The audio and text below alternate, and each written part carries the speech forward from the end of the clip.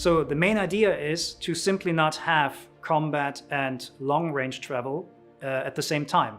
So we're splitting these gameplay experiences. This will be done by a thing which is called master modes. A master mode is a thing that is globally applied to your ship. And we have two of them. We have SCM, which is now relabeled as standard control mode, and QCM or QM for quantum mode. The idea is that between these two modes, we can constrain the speeds in combat and also get all of the maneuvering, like high speed maneuvering and traversal mechanics that we had before, but in these distinct modes that are integrated with lore and integrated with the ship functions, such that there's costs and payoffs for being in each of the two modes. So let's start with standard control mode and what this means. So this is the mode that we intend to be the functional mode of the ship, whether it's combat or mining or any of these kind of core kind of things the ship does. We want the player to do these things in this mode. And what this does is it reduces the speed of the ship, but it also enables the shield to be turned on. And obviously the intent behind this is where you do your combat. It's where the guns are on, the missiles can be armed and fired, and all the kind of operational things the ship does operates within this mode. The speeds that you can reach in SCM are somewhat limited, somewhere between 200 and 300 meters per second, tuning pending. But this is basically the hard cap, which you cannot not really exceed. You can slightly exceed this by using boost, but you cannot maintain any velocity beyond that SCM limit for a longer period of time. So we're thinking of this as some kind of energy management system, so you can go a little bit faster with a little bit more accelerations when you need to, but you know that it is a limited resource and you should use it carefully. Specifically, the boost space is interesting for space combat because that boost space is not spheric as it was before. You can boost the fastest if you're going forward on a straight line, and you have a lot of debuffs when you're trying to boost backwards. That alone gets us a lot of interesting maneuvering space and variation in the day-to-day dogfight maneuvering, so to speak. Importantly, you don't have your quantum drive available in this mode. The idea is that quantum is restrained to the quantum traversal mode. The second mode is quantum control mode, or QCM or QM. What this mode does is it unlocks your maximum velocity that your ship can reach. So when you were limited before to 200 to 300 meters per second, now you can go to 1200, 1400 meters per second, whatever your ship allows you. During the development of the quantum mode, we realized we needed something that was a little bit more kind of about traveling large distances, but not the distances that you need to, speed up your quantum drive and travel across the universe. So we've created this feature called Quantum Boost, which is available in the quantum mode, and you can access it at any point. So at any point you want to kind of boost towards your location that you're kind of looking at, but it's just too far away. And this boost is available for a limited amount of time, and it's purely on a straight line. Just to give you like a ballpark, Quantum Boost will allow you to go to a target fast if it's within, let's say, 50,000 kilometers, whereas you will use Quantum Travel to do very long-range jumps between planets. So Quantum Mode allows you to go very, very fast with up to like 1200, 1400 meters per second when you want to zip really fast over a planet. It also allows you to do Quantum Boost to quickly go between points of interest, which are rather close to you. And it allows you to travel long distances between planets and large-scale stellar objects.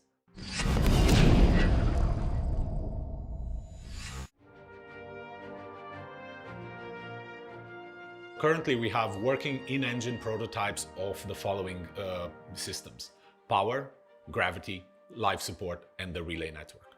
With a power system, we can overpower and underpower items. We can set the priorities of item producers and consumers inside the ship, and we can set the path of resources inside the ship through the resource relay network. And with the power system, we already can distribute the base energy and base fuel throughout the ship, so we can make sure that each item actually gets the resources they need.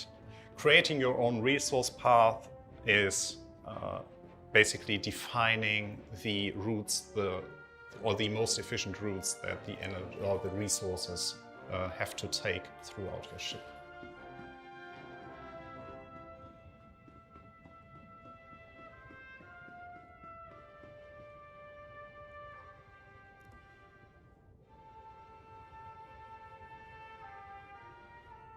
We can also demonstrate many aspects of the life support system, including making new players suffocate,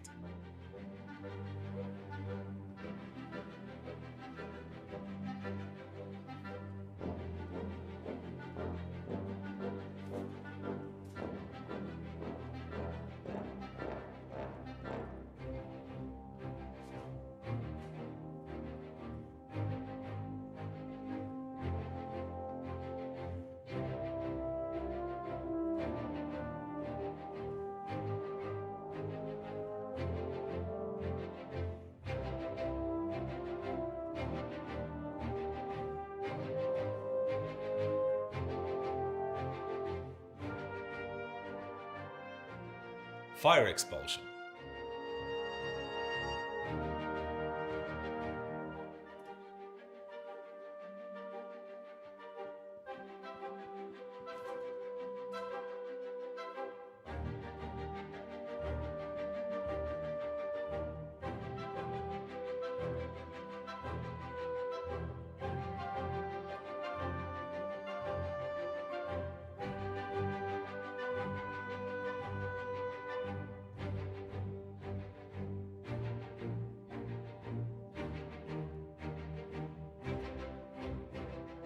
change the temperature in each room,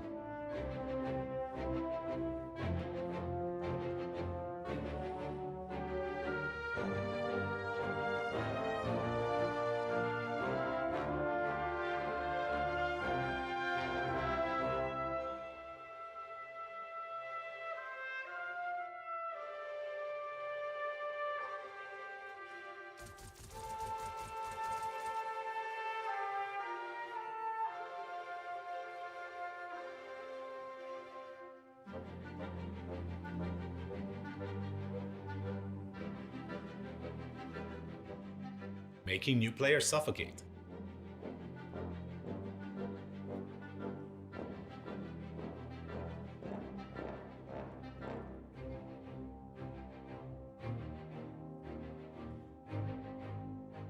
venting and filling rooms with atmosphere,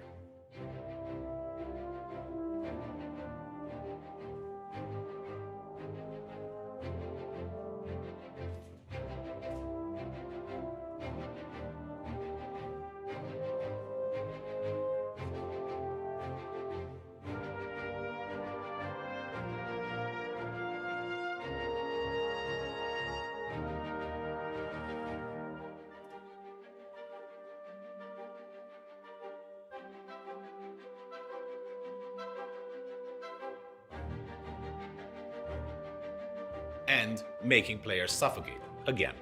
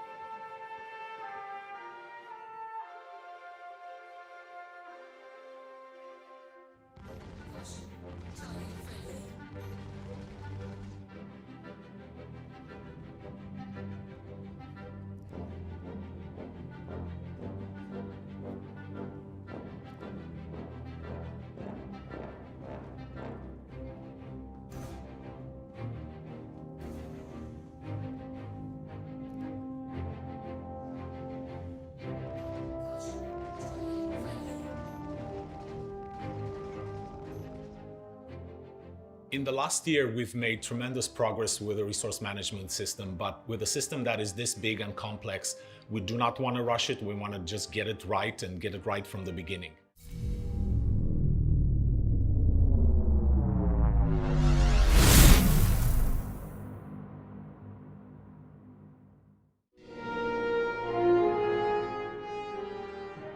To kick things off this year, we're going to be talking about our new concept ship, which is the Crusader Spirit. This is a series of ships from Crusader Industries that is designed to take on a variety of other manufacturers' ships at the two-person crew level and does a wide variety of tasks depending on which variant you pick. We have 3 variants of the Crusader Spirit. We have the C1, which is the cargo hauler version. We have the A1, which is the light to sort of medium bomber version. And then we have the E1, which is the executive VIP transport version. So between the 3 variants, there are a number of shared areas. The sort of core of the ship changes with each variant, but there are some aspects which don't need to change. And starting from the front of the ship, you naturally have the cockpit or the bridge. So like other Crusader ships, you have the side-by-side pilot to co-pilot arrangement. Then you have behind them their living quarters / bunk area and component access. And then you have the variant section, which does change the sort of internal floor plan of the ships between them. Then at the rear of the ship, you naturally have the ramp access area. So that's the Crusader Spirit. We hope you look forward to seeing this and seeing what it can do in the game in the future.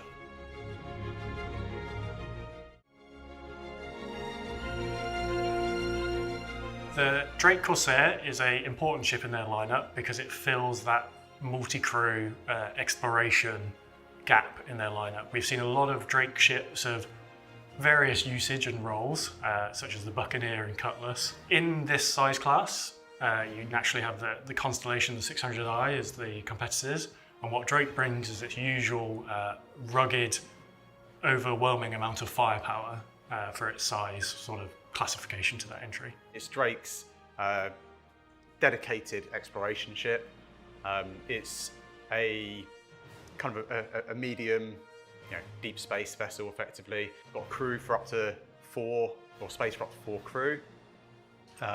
It's got a sizable cargo hold, and it's kind of got everything that you need to really spend a decent amount of time away from civilization, away from stations, and just kind of being able to chart out those deep areas of space. It brings that sort of no nonsense, no frills approach to the ship, and you know if something's going to go wrong, it's going to be something that you more than likely can fix, and it's not going to be something that you have to cut back to a main dealer to get serviced and fixed. It's something that hopefully you and your crew will be able to.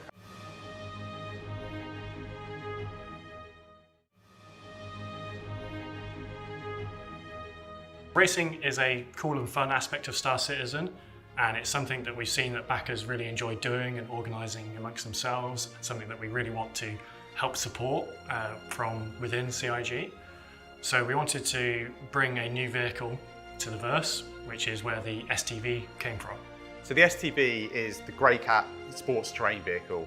It builds on what they learned from the PTV, but it brings it out of the hangars, off of the tarmac, and onto much more rugged terrain. It's a 4-wheeler, 2-person open-topped, sport styling, everything you need to razz around on the planet.